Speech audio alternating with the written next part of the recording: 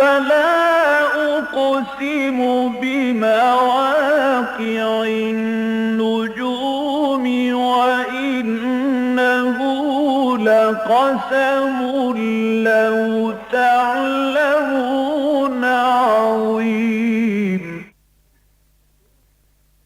إنه لقرآن كريم في كتاب مكنون لا يمسه إلا المطهرون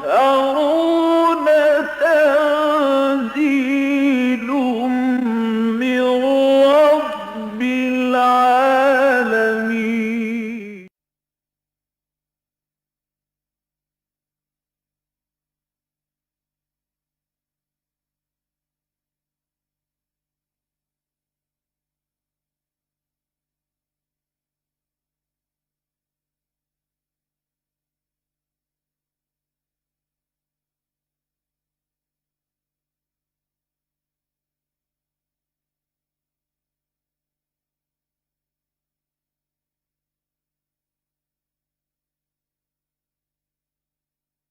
الصلاة والسلام على عباده الذين اصطفى خصوصا على افضلهم وخاتم النبيين محمد الامین وعلى آلہ وصحبہ اجمعین.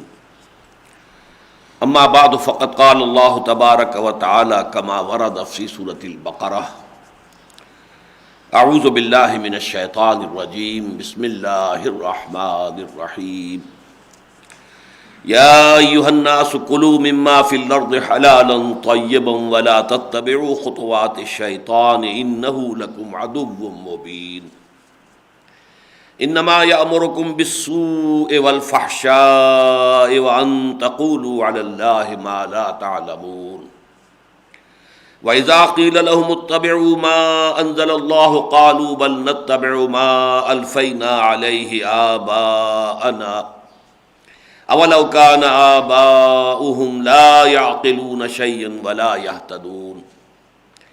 ومثل الذين كفروا كمثل الذي ينعق بما لا يسمع إلا دعاء ونداء صم بكم عمي فهم لا يعقلون. يا أيها الذين آمنوا كلوا من طيبات ما رزقناكم واشكروا لله إن كنتم إياه تعبدون. انما حرم عليكم المیتۃ والدم ولحم الخنزیر وما اہل به لغیر اللہ فمن اضطر غیر باغ ولا عاد فلا اثم علیہ ان اللہ غفور رحیم. ان الذين يكتمون ما انزل الله من الكتاب ويشترون به ثمنا قليلا اولئک ما یأکلون فی بطونہم الا النار ولا یکلمہم اللہ یوم القیامۃ ولا یزکیہم ولہم عذاب علیم. اولئک الذین اشتروا الضلالۃ بالہدی والعذاب بالمغفرۃ فما اصبرہم علی النار ذلک بأن اللہ نزل الکتاب بالحق وَإِنَّ الَّذِينَ اخْتَلَفُوا فِي الْكِتَابِ لَفِي شِقَاقٍ بَعِيدٍ. صدق اللہ العظیم. رب اشرح لي صدری ویسر لي امری واحلل عقدۃ من لسانی یفقہوا قولی. آج جبکہ ہم 5.25 برس کے بعد پھر مسلسل درس قرآن کے سلسلوں کو دوبارہ شروع کر رہے ہیں، تو ایک تو اللہ تعالیٰ سے ہم سب کو دعا کرنی چاہیے کہ اس میں اب دوبارہ کوئی وقفہ نہ ہو اور تسلسل کے ساتھ ہم اس کام کو جاری رکھ سکیں، تاکہ جہاں تک بھی اللہ کو منظور ہو یہ مسلسل درس ریکارڈ ہو جائے. اب چونکہ ہم تقریباً سورہ بقرہ کے وسط میں اس وقت ہیں اور وقفہ جو ہے کافی طویل پڑ چکا ہے، تو مناسب ہے کہ کچھ چیزیں سورہ بقرہ کے بارے میں آپ ذہن میں تازہ کر لیں. سب سے پہلی بات یہ کہ قرآن حکیم میں مکی اور مدنی صورتوں کے جو 7 گروپ ہیں، ان میں سے پہلا گروپ جو ہے اس کی مکی صورت تو صرف چھوٹی سی صورت ہے، سورہ فاتحہ. حجم میں بہت چھوٹی ہے، لیکن یہ کہ اپنے معنوی اعتبار سے، جسے ہم کہتے ہیں بقامت کہتر بقیمت بہتر، وہ اپنے معنوی اعتبار سے تو ام القرآن، اساس القرآن الکافیہ، الشافیہ، یہ اس کے نام ہیں۔ لیکن پھر 4 طویل صورتیں آتی ہیں کہ جو مدنی ہیں، 2 کے 2 جوڑے ہیں۔ سورہ بقرہ، سورہ آل عمران جوڑے کی شکل میں ہے، پھر یہ کہ سورہ نساء اور سورہ مائدہ جوڑے کی شکل میں ہے۔ یہ جو جوڑا ہے سورہ بقرہ اور سورہ آل عمران کا، اس کو نبی اکرم صلی اللہ علیہ وسلم نے الزہراوین قرار دیا ہے، یعنی 2 انتہائی تابناک صورتیں، زہرا بہت تابناک، روشن، الزہراوین۔ تو جیسے کہ قرآن مجید کے اختتام پر المعوذتین 2 صورتیں ہیں، قل اعوذ برب الفلق، قل اعوذ برب الناس، اسی طریقے سے حضور نے ان ابتدائی 2 صورتوں کو، اگر سورہ فاتحہ کو ہم دیباچہ قرار دیں تو یہ ابتدائی 2 صورتیں جو ہے نے الزہراوین قرار دیا ہے۔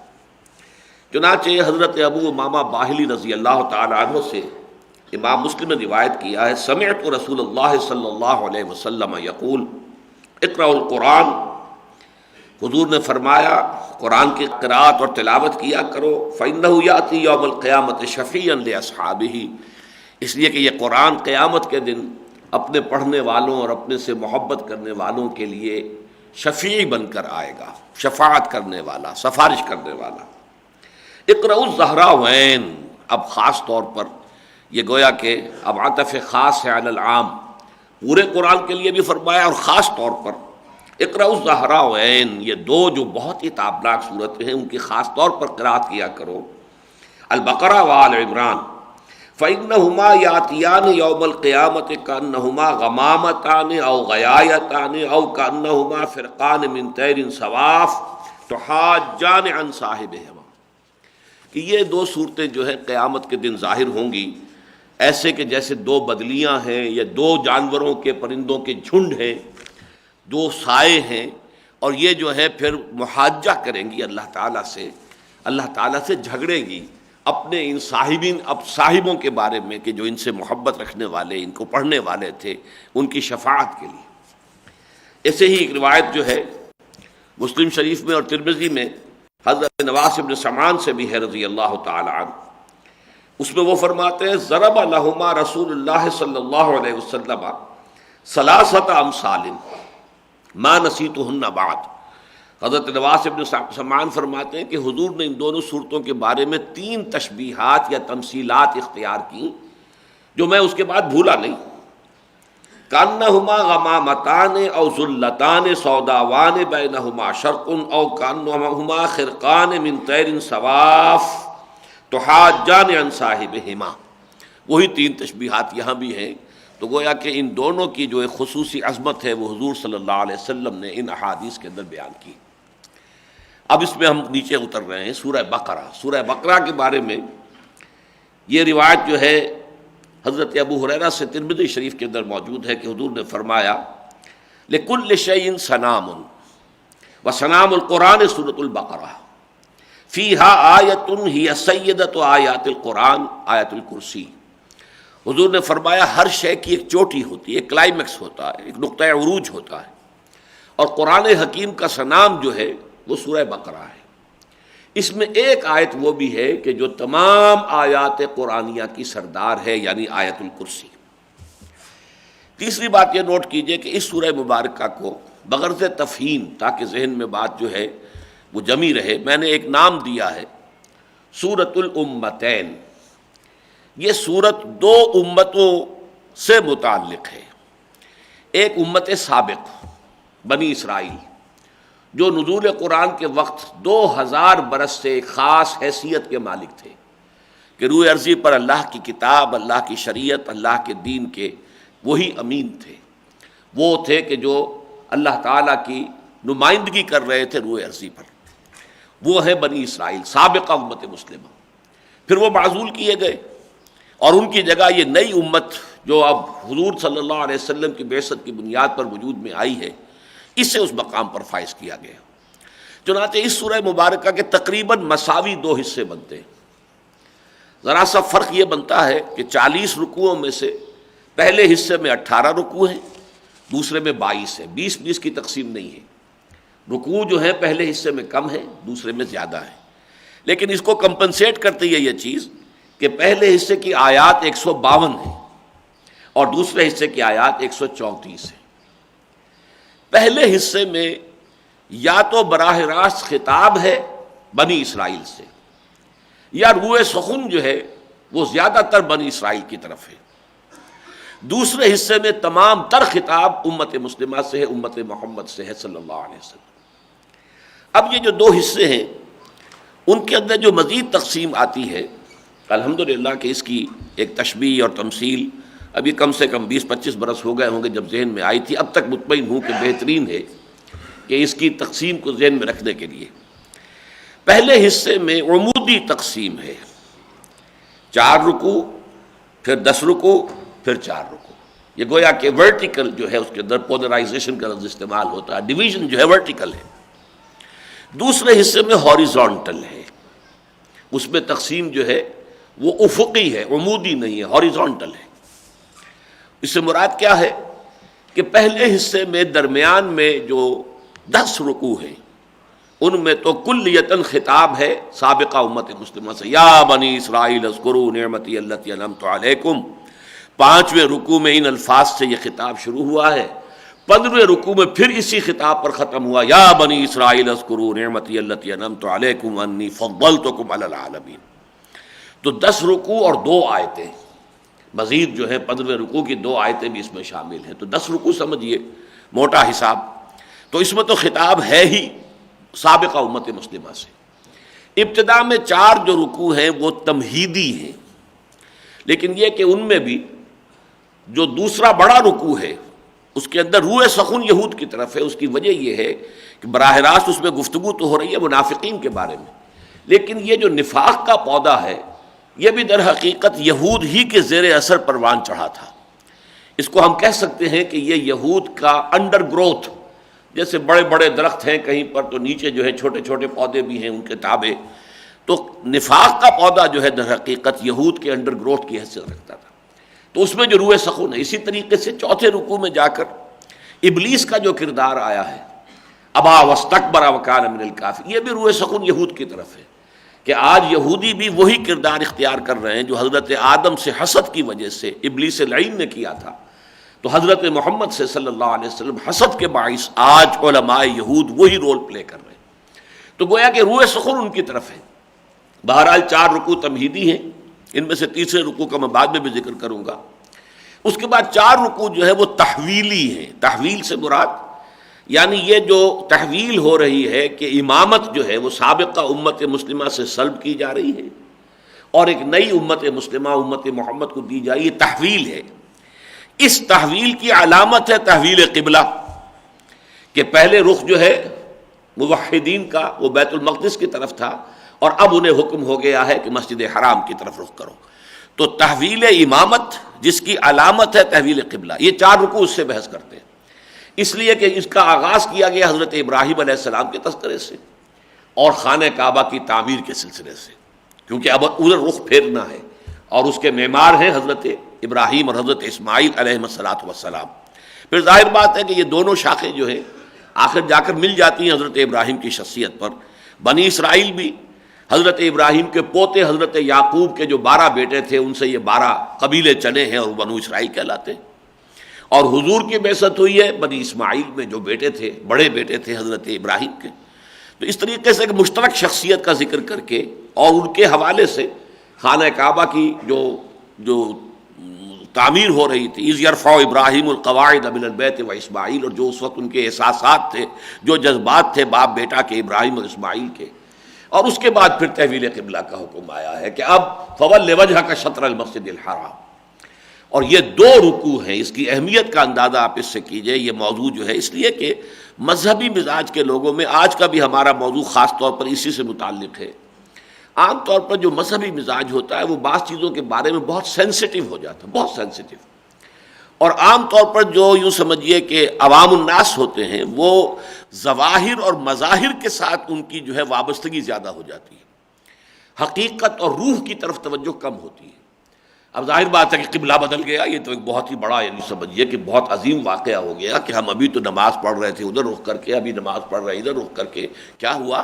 ہماری ان نمازوں کا کیا ہوگا؟ اگر اصل قبلہ یہ تھا تو وہ نمازیں تو ضائع ہو گئی۔ یہ اس قدر گہری تشویش تھی مسلمانوں کو کہ آپ نے دیکھا کہ ان دو رکوعوں میں جس طرح تکرار کے ساتھ آیا فَوَلِّ وَجْهَكَ شَطْرَ الْمَسْجِدِ الْحَرَامِ، اب یہ فیصلہ ہے۔ بہرحال یہ تو پہلے 18 رکوع تھے۔ اب جو بقیہ 22 رکوع ہیں ان میں جیسا کہ میں نے عرض کیا تقسیم جو ہے وہ ہاریزونٹل ہے، افقی ہے، اور اس کو یوں سمجھیے کہ 4 لڑیاں ہیں مضامین کی، 4 علیحدہ علیحدہ بالکل انڈیپینڈنٹ، لیکن وہ آپس میں بٹی ہوئی ہیں، جیسے رسی آپ بٹتے ہیں، لڑیاں ہوں انہیں بٹ دیں تو رسی بن جائے گی۔ 2 لڑیاں اس میں سے ہے شریعت کی، شریعت میں پھر 2 حصے ہو جاتے ہیں، عبادات اور معاملات۔ تو ایک لڑی ہے عبادات، روزے کے احکام آ رہے ہیں، حج کے احکام آ رہے ہیں، نماز کے سفر کی حالت میں احکام آ رہے ہیں وغیرہ وغیرہ۔ ایک معاملات ہے، وراثت کے سلسلے میں ہدایات آ رہی ہیں یا اور ہدایات آ رہی ہیں، پھر یہ شراب اور جوئے کے بارے میں ہدایات آ رہی ہیں، اور نکاح اور طلاق کے بارے میں، یہ دوسرا حصہ ہو گیا۔ تیسرے یوں سمجھیے کہ 2 لڑیاں ہیں جہاد فی سبیل اللہ کی، لیکن یہاں آ کر یہ 2 لڑیاں بالکل علیحدہ ہو گئی ہیں۔ ایک ہے قتال فی سبیل اللہ، اس لیے کہ اب مدنی دور ہے، مدنی دور میں آ کر اب وہ جہاد قتال کی شکل اختیار کر چکا ہے۔ تو قتال فی سبیل اللہ اور انفاق فی سبیل اللہ، یہ جہاد فی سبیل اللہ کی 2 شاخیں ہیں۔ جاہدوا فی سبیل اللہ باموالکم وانفسکم، جہاد کرو اللہ کی راہ میں اپنے مالوں کے ذریعے بھی، اپنی جانوں کے ذریعے بھی۔ مال کے ذریعے سے جہاد انفاق فی سبیل اللہ، اور جان ہتھیلی پر رکھ کر آ کر میدان میں جہاد کرنا وہ گویا کہ قتال فی سبیل اللہ۔ تو یہ 4 لڑیاں ہیں کہ جو آپ اس سورت کے 22 رکوعوں میں بٹی ہوئی دیکھیں گے۔ ابھی کوئی حکم آ گیا عبادات سے متعلق، پھر کوئی حکم آ گیا معاملات سے متعلق، پھر کہیں قتال کی بحث آ گئی، پھر کہیں انفاق کی آ گئی، پھر کہیں قتال کی آ گئی، پھر انفاق۔ تو یہ بٹی ہوئی ہیں، جس کی کہ میں نے تمثیل دی تھی کہ اگر یہ ایک نیلی، لال، ہری، پیلی 4 لڑیاں ہوں، انہیں بٹ کے آپ نے اگر رسی بنایا ہو تو جب رسی کو آپ دیکھیں گے تو اس میں یہ کٹواں نظر آئیں گے، رنگ جو ہے مسلسل رنگ نظر نہیں آئے گا، نہ پیلا، نہ نیلا، نہ لال، نہ ہرا، بلکہ یہ کہ پیلا ہے، پھر لال ہے، پھر ہرا ہے، پھر نیلا ہے، پھر پیلا ہے، پھر لال ہے، پھر ہرا ہے، پھر نیلا ہے، تو وہ کٹوا ہوں گے۔ لیکن رسی کھول دیں گے تو معلوم ہوگا یہ رسی، یہ لڑی لال جو ہے یہ بھی مسلسل ہے، یہ نیلی لڑی بھی مسلسل ہے، پیلی بھی مسلسل ہے، ہری بھی مسلسل ہے۔ تو اس طریقے سے 4 لڑیاں ہیں، ہاریزونٹلی چل رہی ہیں 22 رکوعوں میں، لیکن یہ کہ وہ آپس میں بٹی ہوئی ہیں، لہذا نظر آتی ہے کٹنا۔ اور پھر یہ کہ ان کی بنتی میں جیسے کوئی ریشمی کپڑا ہو بہت اعلیٰ، اب اس میں تانا بانا تو ہے، تو تانا بانا تو انہی 4 لڑیوں کا ہے، لیکن اس بنتی کے اندر یہ بہت بڑے بڑے پھول بنا دیے گئے۔ یہ سورہ مبارکہ اس اعتبار سے کہ اس میں بڑی بڑی آیتیں آئی ہیں کہ جو حکمت دین، فلسفہ دین، اس کے اعتبار سے بہت اہمیت کی حامل ہے، جن میں سے اس حدیث میں جو میں نے ابھی آپ کو سنائی صرف ایک کا تذکرہ کیا حضور نے، اس لیے کہ وہ تمام آیات قرآن کی سردار ہے۔ آیت الکرسی وہ بھی ایک بڑی آیت ہے، تقریباً 10 جملے اس میں بنتے، اور وہ یہ کہ توحید کے موضوع پر وہ عظیم آیت ہے۔ آیت البر، اگلا درس ہمارا اسی پر مشتمل ہوگا، آیت نمبر 177 سورہ بقرہ کی، نیکی کے موضوع پر۔ نیکی کسے کہتے ہیں، حقیقتاً نیکی کیا ہے، نیکی کی روح کیا ہے، اس کا جسد کیا ہے، اس کے اندر اول کیا ہے، اس کے بعد ثانوی شے کیا ہے، اور یوں سمجھیے کہ قرآن کے فلسفہ اخلاق پر جامع ترین بحث ایک آیت، آیت البر، وہ بھی طویل ہے، اس کے بھی 8-10 جملے بن جائیں گے۔ اسی طرح ہم پڑھ چکے ہیں 20ویں رکوع کے شروع میں، جس کو میں نے نام دیا ہے آیت الآیات۔ اتنی آیات آفاقی ایک جگہ پر جمع نہیں کی گئی ہیں، آسمانی بھی اور ارضی بھی، سماوی اور ارضی آیات آفاقی ایک آیت میں۔ ان فی خلق السماوات والارض واختلاف اللیل والنہار والفلک التی تجری فی البحر بما ينفع الناس وما انزل اللہ من السماء من ماء فاحیا به الارض بعد موتها وبث فيها من كل دابة وتصریف الرياح والسحاب المسخر بین السماء والارض لآیات لقوم یعقلون۔ یہ ہمارا آخری درس تھا جو میں نے عرض کیا 14/1/95 کو ہوا تھا۔ تو یہ آیت الآیات ہے۔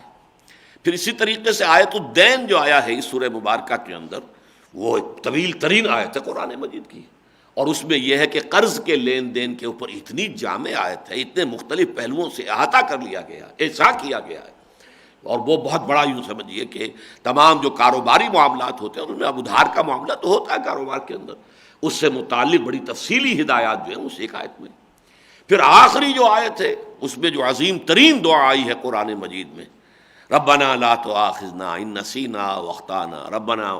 اب یہ جو آیت ہے طویل ترین آیات میں سے ہے، تو ان آیات کو میں نے عرض کیا کہ یہ چار تو ہیں تانے بانے، دو یوں سمجھ لیجئے اور دو یوں سمجھ لیجئے، ان کا تو یہ پورا جو ہے یہ ریشمی کپڑا جو بھی ہے وہ بنا ہوا ہے، بنا ہوا، اسی بنتی میں پھر یہ عظیم خزانے ہیں حکمت قرآنی کے کہ جو بن دیے گئے۔ بس اسی پر اب ہم آگے چل رہے ہیں۔ آج کا جو ہمارا موضوع ہے، یہ جو 21واں رکوع ہے، اس میں تلاوت ہی سے آپ نے سمجھ لیا ہوگا کہ اس میں کھانے پینے کی چیزوں کے ضمن میں کچھ خصوصی قسم کی ہدایات دی جا رہی ہیں، اور کچھ ایک ملامت کا انداز بھی ہے، تنقید بھی ہے، کچھ ترغیب کا انداز بھی ہے، افہام و تفہیم کا انداز بھی ہے۔ لیکن یہ کہ سب سے پہلے یہ سمجھ لیجئے، جیسا کہ میں نے عرض کیا تھا کہ میں تیسرے رکوع اور یہ تیسرا رکوع، نصف اول کے تیسرے رکوع میں بھی ہم دیکھتے ہیں کہ مشرکین عرب کی طرف روئے سخن تھا۔ چنانچہ قرآن کی بنیادی دعوت، یا ایھا الناس اعبدوا ربکم الذی خلقکم والذین من قبلکم لعلکم تتقون، اور اس کے بعد یہ کہ اگر ان کنتم فی ریب مما نزلنا علی عبدنا فاتوا بسورۃ من مثلہ، تو دعوت بھی اور ایک چیلنج بھی، یہ دونوں چیزیں جو ہے وہ تیسرے رکوع میں آئی تھی۔ حصہ اول کا تیسرا رکوع تیسرا ہی ہے، حصہ ثانوی جو ہے یہ شروع ہوا ہے 19ویں رکوع سے، اس کا تیسرا رکوع یہ ہے 21واں رکوع۔ اس میں بھی آپ دیکھیں گے کہ یہاں گفتگو جو ہے روئے سخن، حالانکہ سورہ بقرہ میں تو میں نے کہا ہے نا سورۃ الامتین، یا تو خطاب ہے مسلمانوں سے یا خطاب ہے سابقہ امت مسلمہ بنی اسرائیل سے، لیکن اس رکوع میں آپ پھر دیکھیں گے کہ عرب کی جو جاہلیت تھی اور جہالت تھی، اس کے ایک خاص اہم مسئلے کے اوپر اس میں گفتگو ہو رہی ہے۔ اور وہ مسئلہ کیا تھا؟ دیکھیے، وہاں انہوں نے اپنی ایک شریعت گھڑی ہوئی تھی، فلاں جانور فلاں بت کے نام پر چھوڑ دیا گیا، فلاں کعبے کے نام پر چھوڑ دیا گیا، اب نہ اس سے کوئی فائدہ اٹھایا جا سکتا ہے، نہ اس کا گوشت کھایا جا سکتا ہے، نہ اس کو ذبح کیا جا سکتا ہے۔ ایک نئی ان کی شریعتیں تھیں۔ یہ فلاں جانور جو ہیں یہ ہمارے صرف مرد اس کو کھائیں گے، عورتیں کھائی نہیں سکتی، حرام ہے۔ ہاں، اگر اس کے پیٹ میں جو بچہ ہے اگر وہ مردہ پیدا ہوا تو سب مل کر کھائیں گے۔ اب یہ شریعتیں ان کی تھیں، نئی سے نئی شریعتیں، اور یہ مشرکانہ معاشرے میں ہوتی ہیں۔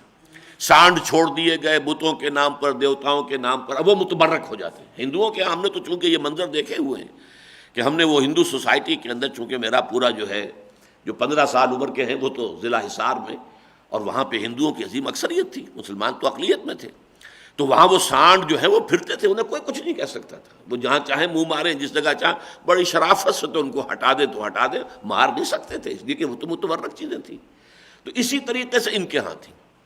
قرآن مجید نے پھر آ کر کہا کہ یہ تمام تمہاری من گھڑت جو ہے، یہ تمہاری شریعت ہے، اس کی کوئی دلیل نہیں ہے، کوئی سند نہیں ہے، یہ غلط چیزیں ہیں جو تم نے جو ہے ایجاد کر لی ہیں، ان کی نفی کی ہے قرآن نے۔ لیکن اس معاملے میں چونکہ یہ بھی بڑا حساس مسئلہ ہوتا ہے، اب صدیوں سے ایک چیز چلی آ رہی ہے، ہوتے ہوتے ہو سکتا ہے کہ وہ جینز کے اندر بھی کہیں اتر گئی ہو، تو ایمان لانے والے جو ہیں وہ بھی ابھی پورے طور سے پاک نہیں ہوئے تھے ان اثرات سے، یعنی ذہن میں ہونے کی وجہ سے وہ ان چیزوں سے اعراض ہی کرتے تھے۔ آخر کھانا فرض تو نہیں ہے نا، اس جانور کا گوشت کھانا فرض تو نہیں ہے، فرض کیجئے ہم نہیں کھاتے تو کون سی قیامت آ جائے گی۔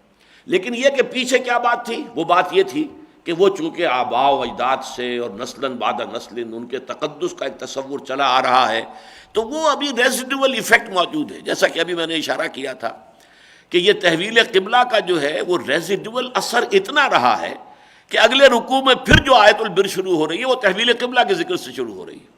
لیس البر ان تولوا وجوہکم قبل المشرق والمغرب ولکن البر من آمن باللہ والیوم الآخر، نیکی یہ نہیں ہے جو تم نے سمجھ لی ہے کہ چہرے مشرق یا مغرب کی طرف کر دیے جائیں، نیکی تو اس کی جو ایمان لایا ہو، الی آخر لایا۔ تو یہ چیزیں جو ہوتی ہیں، حساس مذہبی مزاج جو ہوتے ہیں، ان کے اعتبار سے بڑی اہمیت ہوتی ہے ان کی، تو اس کو کھرچ کر نکالنا جو ہے دلوں سے وہ آسان نہیں ہوتا۔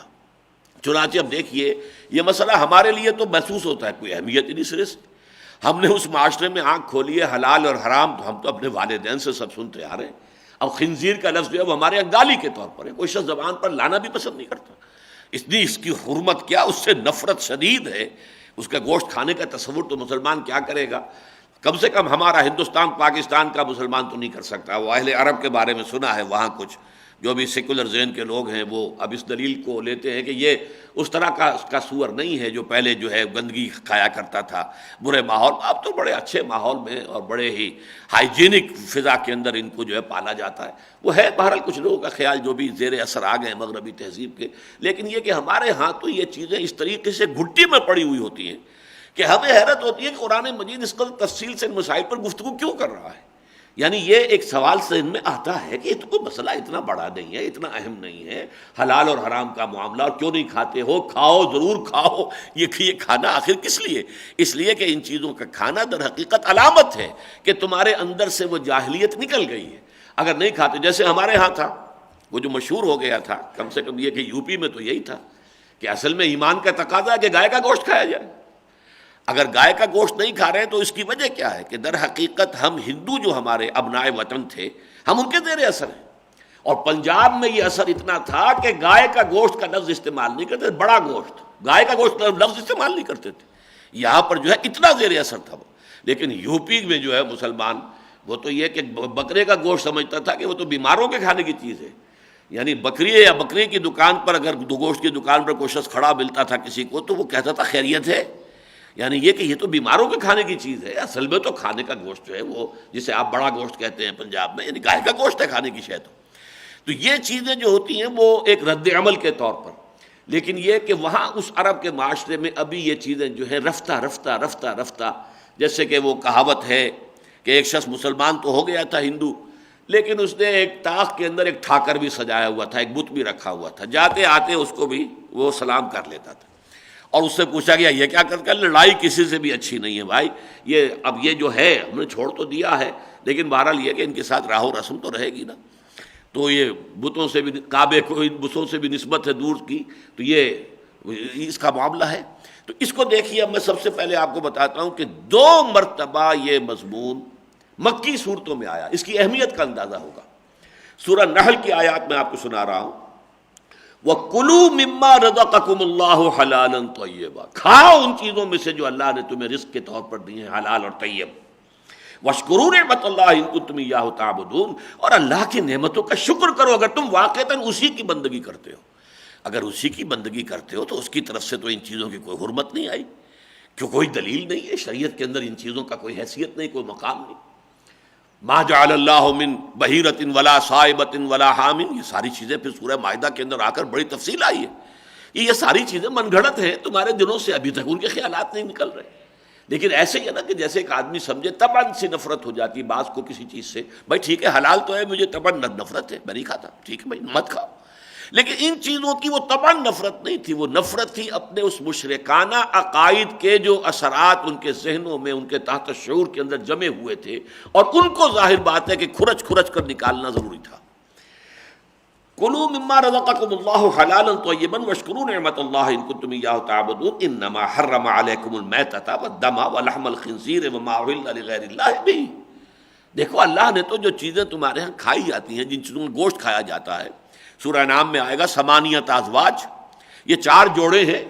اونٹ ہے نر اور مادہ ہے، گائے بیل ہے نر اور مادہ ہے، بکری ہے نر اور مادہ ہے، بھیڑ ہے نر اور مادہ. بس یہ 4 جوڑے تھے ان کے ہاں جو عام کھانے میں آتے تھے. تو اب ان میں سے اللہ نے کسی شے کو حرام نہیں کیا ہے. حرام کیا ہے کس کو؟ ایک تو یہ کہ مردار ہو، ان میں سے کوئی چیز بھی اگر اپنی طبی موت مر گئی ہے تو ٹھیک ہے وہ حرام ہو گئی. والدم، اور خون ہو، ولحم الخنزیر، اور گوشت خنزیر کا، وما اہل لغیر اللہ بہ، اور وہ جانور جس کو ذبح کرتے ہوئے اللہ کے سوا کسی اور کا نام پکارا گیا ہو. اس میں بھی فرمایا فمن اضطر غیر باغ ولا عاد فإن اللہ غفور رحیم. جو شخص اضطرار میں آ گیا ہے، مضطر ہو گیا، جس کی جان پر بن گئی ہے، کھانے کو کچھ نہیں ہے، وہ بھوکا مر رہا ہے، وہ اگر اس کی طبیعت میں اس کی طرف میلان طبعی نہیں ہے، اور اگر وہ ایک کم سے کم مقدار سے زیادہ تجاوز نہ کرے، تو اس حرام چیز کے کھانے کی بھی اجازت ہے. اس لیے کہ اللہ تعالیٰ غفور الرحیم ہے. وَلَا تَقُولُوا لِمَا تَصِفُ أَلْسِنَتُكُمْ الْكَذِبَ هَذَا حَلَالٌ وَهَذَا حَرَامٌ، مت کہہ دیا کرو جو تمہارے منہ میں آئے اس کی بنیاد پر کہ یہ حلال ہے یہ حرام ہے. تم کون ہوتے ہو حلال حرام کرنے والے؟ وَلَا تَقُولُوا لِمَا تَصِفُ أَلْسِنَتُكُمُ الْكَذِبَ هَذَا حَلَالٌ وَهَذَا حَرَامٌ لِتَفْتَرُوا عَلَى اللَّهِ الْكَذِبَ، کہ تم افترا کرتے ہو اللہ تعالیٰ پر، جھوٹی بات جوڑتے ہو. ان الذین یفترون علی اللہ الکذب لا یفلحون، وہ لوگ کہ جو اللہ پر یہ جھوٹی باتیں جو ہے تراش رہے ہیں اور اللہ کی طرف منسوب کر رہے ہیں، وہ یقیناً کبھی فلاح نہیں پائیں گے. یہ تو ہے سورہ نحل.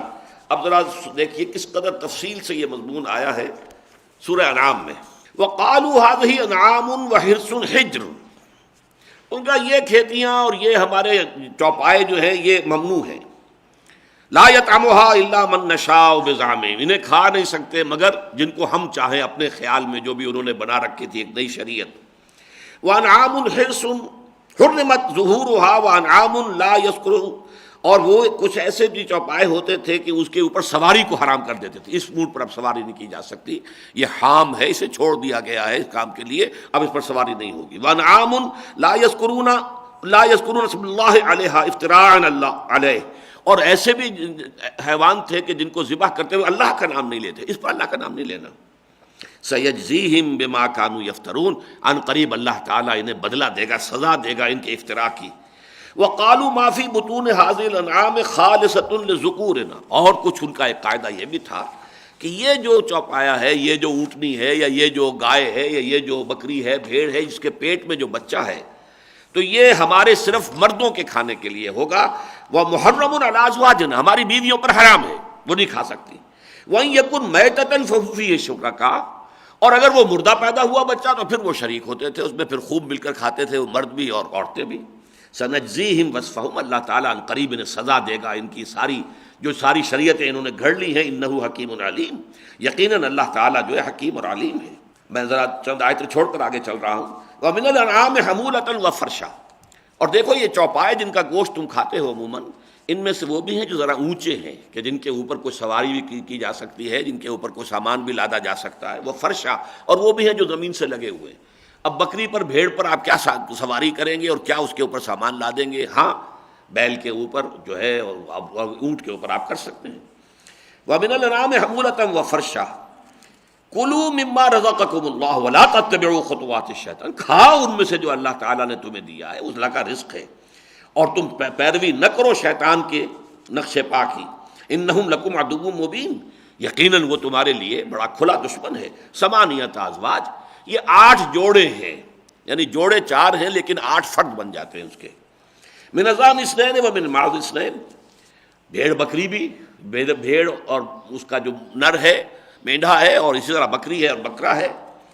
ومن الابل اثنین قل الذکرین حرم ام الانثیین ام اشتملت بها ارحام الانثیین، تو ان سے ذرا پوچھئے کہ اللہ نے ان کے جو مذکر ہیں انہیں حرام ٹھہرایا ہے، یا ان کی مؤنثوں کو حرام ٹھہرایا ہے، یا ان کی جو مادائیں ہیں ان کے رحموں میں جو کچھ ہے اسے حرام ٹھہرایا ہے؟ نبئونی بعلم ان کنتم صادقین، اگر تم سچے ہو تو لاؤ نا کوئی سند، کوئی دلیل۔ ومن الابل اثنین ومن البقر اثنین، اسی طرح اونٹ میں سے بھی 2 ہیں نر اور مادہ، اور اسی طرح گائے میں سے بھی 2 ہیں نر اور مادہ۔ قل الذکرین حرم ام الانثیین ام اشتملت علیہ ارحام الانثیین، اب بتاؤ ان 2 نروں کو حرام کیا اللہ نے، یا ان 2 ماداؤں کو کیا، یا جو ان کے ماداؤں کے رحموں کے اندر انہیں حرام کیا؟ ام کنتم شہداء اذ وصاکم اللہ بہذا، کیا تم موجود تھے جب اللہ نے یہ تمہیں ہدایات دی تھی؟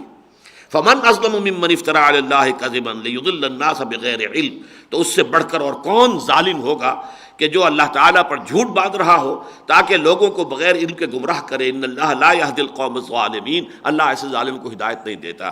پھر دیکھیے وہی آیت آ گئی، قل لا اجد فیما اوحی الی محرما علی طاعم یطعمہ، کہہ دیجئے نبی کہ میں تو نہیں پاتا اس چیز میں جو میری طرف وحی کی جا رہی ہے، یعنی یہ کتاب، یہ شریعت، یہ قرآن جو مجھ پر وحی کیا جا رہا ہے، اس میں تو میں نہیں پاتا کہ کسی کھانے والے پر کوئی شے حرام کی گئی ہو، سوائے الا ان یکون میتۃ، سوائے اس کے کہ یا تو وہ مردار ہو، او دمن مسفوحا، یا خون ہو بہا ہوا، او لحم خنزیر، یا گوشت ہو سور کا، فإنہ رجس، وہ فی نفسہ ہی ناپاک ہے، گندگی ہے، او فسقا اہل لغیر اللہ بہ، یا پھر وہ جانور کے جس کو ذبح کرتے ہوئے اللہ کے سوا کسی اور کا نام لے لیا گیا ہو، وہ گویا کہ گناہ اس میں ملوث ہو گیا، وہ بکری تھی یا میڈھا تھا یا جو بھی تھا، لیکن یہ کہ اس کی وجہ سے کہ اللہ کے سوا کسی اور کے نام پر ذبح کیا گیا تو اس میں یہ فسق شامل ہو گیا ہے۔ فمن استر غیر باغ ولا عاد فإن ربک غفور رحیم، تو جو اس کے بعد جو ہے کسی کے اندر نہ تو اس کے لیے میلان طبعی ہو ان چیزوں کے لیے، ان 4 چیزوں کے لیے، اور نہ یہ کہ وہ کم سے کم جو ضروری ہے جان بچانے کے لیے اس مقدار سے تجاوز کرے، تو پھر یہ کہ اس کے اوپر کوئی حرج نہیں ہے۔ اور یقیناً اللہ تعالیٰ جو ہے ان ربک غفور رحیم، آپ کا رب جو ہے غفور الرحیم ہے۔ یہ تیسری مرتبہ ہے جو سورہ بقرہ میں یہ مضمون آ رہا ہے، چوتھی مرتبہ پھر آئے گا۔ میں اس لیے اس کو ایمفیسائز کر رہا ہوں کہ اس سے آپ کو اندازہ ہو کہ یہ چیزیں کس طریقے سے ذہن میں، نفسیات میں پیوست ہو جاتی. حالانکہ ٹھیک ہے وہ لوگ ایمان لا چکے ہیں، وہ ساری اب جو ہے حضور کی تصدیق کر رہے ہیں، تمام احکام تسلیم کر لیے ہیں، لیکن یہ بار بار بار بار بار بار، اور خاص طور پر مدنی دور میں جہاں تو خطاب ہی ہو رہا ہے مسلمانوں سے، اگرچہ آغاز میں جو خطاب ہے وہ عام ہے جس میں کہ کفار بھی پیش نظر ہیں، چونکہ جو اس کا رشتہ جوڑا جا رہا ہے کہ اصل میں یہ ساری جو تمہارے ہاں اگر کوئی اس سلسلے میں کوئی ایڈیوسنکریسی ہے یا تم کوئی بہت زیادہ الرجی فیل کرتے ہو، بہت زیادہ نفرت محسوس کرتے ہو، تو یہ در حقیقت انہی مشرکان جو عقائد تھے تمہارے آباء و اجداد کے، انہی کے کچھ ریزیڈول اثرات ہیں جو ابھی تک تمہاری نفسیات میں باقی ہیں.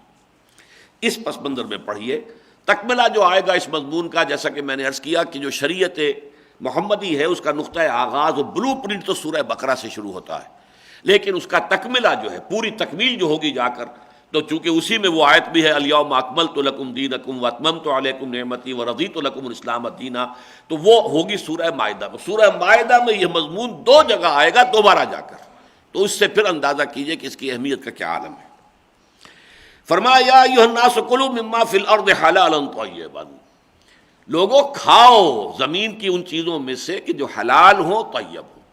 ایک تو یہ کہ وہ شے فی نفس ہی حلال ہو، طیب یعنی اس میں ثانوی طور پر کوئی برائی شامل نہ ہو گئی ہو، جیسے فسق کہا گیا، اگر اس کو ذبح کرتے ہوئے خدا کے سوا کسی اور کا نام لے لیا تو اب یہ اگرچہ اپنی جگہ وہ بکری ہے، حلال ہے اس کا گوشت. یا اسی طریقے سے چوری کی ہے، کہیں سے مرغی چرا کر کھا رہے ہیں آپ، تو وہ تو آپ کے لیے جو ہے حرام ہے، حرام کھا رہے ہیں، حلال تو نہیں کھا رہے، حالانکہ مرغی کا گوشت تو حلال ہے. اسی طریقے سے جو بھی حرام ذریعے سے کمائی ہوئی چیزیں ہوں، چاہے وہ چوری ہو، کوئی ڈاکہ ہو، سودی کاروبار ہو، جو بھی آدمی کر رہا ہے اس سے، چاہے اس نے بہت ہی حلال طیب جو ہے وہ چیز خریدی اور کھا رہا ہے، حرام کھا رہا ہے. لہذا 2 شرطیں ضروری ہیں کہ وہ حلال بھی ہو اور طیب بھی ہو. وَلَا تَتَّبِعُوا خُطُوَاتِ الشَّيْطَانِ، اور دیکھو شیطان کے نقش پا کی، اس کے قدموں کی پیروی نہ کرو. یہ پیروی اگر ہم نظری طور پر، اصولی طور پر دیکھیں تو 2 طرح کی تھی. ایک تو شیطان نے ایک پٹی یہ پڑھائی انسانوں کو کہ نیکی جو ہے اور روحانیت جو ہے اور تقویٰ جو ہے اور اللہ سے، اللہ کا قرب جو ہے وہ تو اس میں ہے کہ دنیا کی ان چیزوں سے تعلق منقطع کر دو، لذائذ دنیاوی سے فائدہ اٹھاؤ ہی نہ، کھانے پینے کی اچھی چیزیں نہیں، کوئی لذیذ چیز مت کھاؤ، اپنے اوپر حرام کر لو. جو یہ سورہ اعراف میں یہ مضمون آیا ہے، قل من حرم زینۃ اللہ التی اخرج لعبادہ والطیبات من الرزق، یہ ایک انتہا تھی. یعنی درویشی کے نام پر اللہ نے جو چیزیں حلال کی ہوئی ہیں انہیں اپنے اوپر خام خواہ حرام کر لینا. یہ ٹھیک ہے، ایک انسان جو ہے اگر اقامت دین کی جد و جہد میں لگا ہوا ہے، اس میں وقت سارا اس میں صرف کر رہا ہے، اس کے پاس آمدنی جو ہے اپنے لیے، اپنے اہل و عیال کے لیے کمانے کا وقت ہی اتنا کم ہے کہ اس سے بمشکل وہ جو ہے جو بنیادی ضرورتیں پوری کر رہا ہے، تو اس وجہ سے اگر وہ پھل نہیں خرید سکتا یا کوئی اچھی چیزیں نہیں لا سکتا اپنے بچوں کے لیے تو کوئی عرض نہیں. لیکن یہ کہ اس کو یہ سمجھنا کہ روحانیت کے منافی ہے، اچھے کپڑے پہننا روحانیت کے منافی ہے، یہ چیز ہے در حقیقت کے جو گویا کہ ایک طرف تو یہ انتہا ہے وَلَا تَتَّبِعُوا خُطُوَاتِ الشَّيْطَانِ قُلْ مَنْ حَرَّمَ زِينَةَ اللَّهِ الَّتِي أَخْرَجَ لِعِبَادِهِ وَالطَّيِّبَاتِ مِنَ الرِّزْقِ قُلْ هِيَ لِلَّذِينَ آمَنُوا فِي الْحَيَاةِ الدُّنْيَا خَالِصَةً يَوْمَ الْقِيَامَةِ. یہ ساری چیزیں اللہ فرماتا ہے کہ ہم نے اپنے اہل ایمان بندوں کے لیے پیدا کی ہیں، دنیا میں بھی اور آخرت میں، قیامت کے دن تو صرف ان کے لیے رہ جائیں گی، کفار کو اس میں سے کوئی حصہ ملے گا ہی نہیں. دنیا میں تو یہ کہ اہل ایمان کے ساتھ کفار کو بھی ہم دے رہے ہیں. کُلًّا نُمِدُّ هَٰؤُلَاءِ وَهَٰؤُلَاءِ مِنْ عَطَاءِ رَبِّكَ وَمَا كَانَ عَطَاءُ رَبِّكَ مَحْظُورًا. دنیا میں تو یہ سب ہم نے کھولا ہوا ہے، کفار بھی کھائیں اور اہل ایمان بھی کھائیں، لیکن ہم تو یہی چاہتے ہیں کہ ہمارے اہل ایمان بندے کھائیں. ہم نے یہ چیزیں پیدا کی اصلاً ان کے لیے، البتہ آخرت میں جا کر خالصتاً، آخرت میں بالکل انہی کے لیے ہو جائیں گی، اور اہل کفر کے لیے، اہل شرک کے لیے کوئی حصہ نہیں ہوگا. تو ایک انتہا تو یہ تھی. دوسری انتہا یہ جس کی کہ میں نے تفصیل آپ کے سامنے بیان کر دی، من گھڑت جو قواعد بنا لیے جاتے تھے، بنائے گئے تھے اس معاشرے کے اندر، مشرکانہ معاشرے میں، بتوں کے نام پر، دیویوں کے نام پر، یا یہ کہ یہ سانڈ جو ہوتے تھے، یہ نر اونٹ جو ہے یہ اتنی مادہ اونٹنیوں سے جفتی کر چکا ہے تو بس اب اس کو فارغ، اب یہ گویا کہ اپنا کام کر چکا، اب وہ ایک طرح کا مقدس ہو جاتا تھا. اسی لیے آگے آ کے سورہ مائدہ میں آئے گا یہ بحیرہ اور یہ صائبہ اور یہ حام، یہ کوئی شے نہیں ہے کہ جو اللہ تعالیٰ کی طرف سے مقرر کردہ ہو، یہ تمہاری من گھڑت جو ہے وہ شریعت ہے. وَلَا تَتَّبِعُوا خُطُوَاتِ الشَّيْطَانِ إِنَّهُ لَكُمْ عَدُوٌّ مُّبِينٌ. جان لو اچھی طرح کہ وہ تو تمہارے لیے کھلا دشمن ہے. انما یامرکم بالسوء والفحشاء، وہ تو تمہیں لازماً حکم دیتا ہے اس کا کام ہی ہے، وہ تو ادھار کھائے بیٹھا تمہیں گمراہ کرنے پر، اس نے تو قسم کھائی ہوئی ہے. فَبِعِزَّتِكَ، اللہ کی عزت کی قسم کھا کر گئی تھی، لَأُغْوِيَنَّهُمْ أَجْمَعِينَ، کہ میں اس آدم کی اولاد کو پوری کو گمراہ کر کے چھوڑوں گا، إِلَّا عِبَادَكَ مِنْهُمُ الْمُخْلَصِينَ، سوائے تیرے خاص بندے جو ہوں جنہیں تو خاص طور پر اپنا لے، اپنا بندہ بنا لے، مخلص بنا لے، ان کی بات اور ہے، ورنہ میں ان سب کو گمراہ کر کے چھوڑوں گا. قسم کھا کر اللہ کی اس نے یہ عہد کیا ہوا ہے. تو وہ تو گویا کہ ادھار کھائے ہوئے اس پر. انہ لکم عدو مبین انما یامرکم بالسوء، وہ تو برائی کا حکم دے گا، والفحشاء، فحاشی کا حکم دے گا، وان تقولوا علی اللہ ما لا تعلمون. یہ تیسری شے ہے جس کا تعلق ہے اس موضوع سے کہ جس پر یہ آیات، کہ تم اللہ کی طرف وہ چیزیں منسوب کر دو جن کا تمہیں علم بھی نہیں. یہ حرام ہے. اب بھائی کہاں سے حرام ہے؟ قرآن میں کہیں لکھا ہے حرام ہے؟ کسی حدیث مرفوع میں آیا حرام؟ اب حرام بنائے بیٹھے ہوئے. تو یہ جو ہے اللہ کی طرف، جیسے کہ کرسچینٹی میں آپ کو معلوم ہے یہ سارا اختیار جو ہے پوپ کو اور پوپ کے نائبین کو حاصل تھا، جس چیز کو چاہیں حلال قرار دے دے، جس چیز کو چاہیں حرام قرار دے دے. تحلیل اور تحریم جو اللہ کا یوں سمجھیے کہ ایکسکلوسو پریروگیٹو جس کو آپ کہتے ہیں، اللہ کا ایکسکلوسو پریروگیٹو ہے تحلیل اور تحریم، کسی شے کو حلال قرار دینا، کسی کو حرام قرار دینا. وَإِذَا قِيلَ لَهُمُ اتَّبِعُوا مَا أَنزَلَ اللَّهُ، اور جب ان سے کہا جاتا ہے بھائی پیروی کرو اس کی جو اب اللہ نے اتار دی ہے، شریعت تو آ گئی ہے، قرآن نازل ہو گیا، اللہ کے احکام آ گئے ہیں. قَالُوا بَلْ نَتَّبِعُ مَا أَلْفَيْنَا عَلَيْهِ آبَاءَنَا، وہ کہتے ہیں کہ نہیں ہم تو پیروی کریں گے اس چیز کی جس پر ہم نے پایا تھا اپنے آباء و اجداد کو. ظاہر بات ہے یہ کسی مسلمان کا قول نہیں ہو سکتا، کوئی منافق بھی یہ الفاظ زبان پہ نہیں لائے گا. لیکن یہ کہ یہ جیسا کہ میں نے عرض کیا کہ جیسے پہلے حصے کے تیسرے رکوع میں جو ہے کفار اور مشرکین عرب کا تذکرہ ہے، ایسے ہی اس جو نصف ثانی کا جو تیسرا رکوع ہے اس میں بھی ان سے بات ہو رہی ہے.